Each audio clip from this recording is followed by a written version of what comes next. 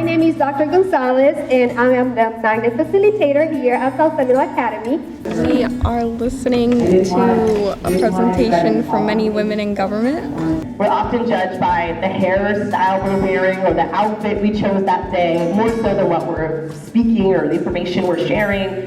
The importance of the girls being here with us today is a chance for them to meet some young females that once upon a time in their lives that were just like them, sitting in a 6th or 7th or 8th grade middle school. And rarely did they have the experience of meeting ones that actually went and did it. So this is a chance for them to meet girls who are now women who have become leaders in government. Hopefully, it'll be contagious. We go into elementary schools and put on shows and excite kids about language and learning. You can do it all. It is just kind of challenging, but it's great. I think it's important for girls to see themselves in roles they might not have considered. If you don't personally know anybody who's involved in politics or in government, you might think that that's not for you. But when you meet somebody who's doing that kind of work, all of a sudden it sparks your imagination and your curiosity, and then you could be the next one.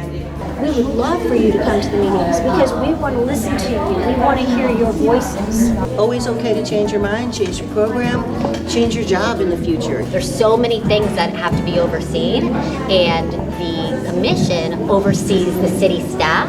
And she was the first female Secretary of State. The Secretary of State is like advisor to the president. The focus of this program is to encourage young women to participate in leadership opportunities, to participate in government, and to bring to the school so that they can meet these other women who have actually been elected to office and who can tell them their story. I want to be one of your 7, and I want to say, you should run for office one day, you should run for office one day, you should run for office one day. We're listening to the League of Women Voters, and they're all from different cities. They're talking about how, what struggles women have when voting and when enrolling in the government. It took 72 years to get that right.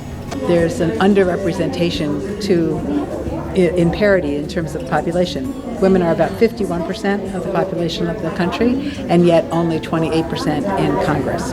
Everybody gets that opportunity to vote is extremely important. And listening to your colleagues, even if they don't have the same opinion as you do. They don't have to put themselves first.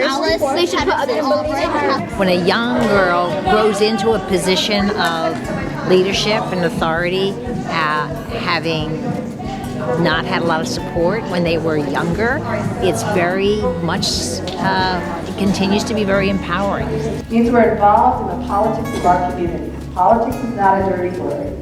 People said, how did you find out how to do that? I was like, I don't know. I looked at what field trips were. I did my research, what did it take to become a vendor.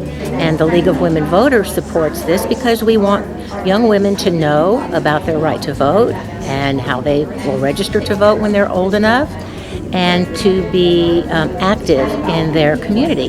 Women bring a different perspective to politics. They bring a bit different perspective to how to deal with problems.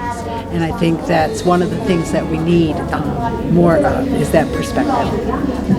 My parents told me I didn't really have to work, but I started working at 15, 16, and I just enjoyed working.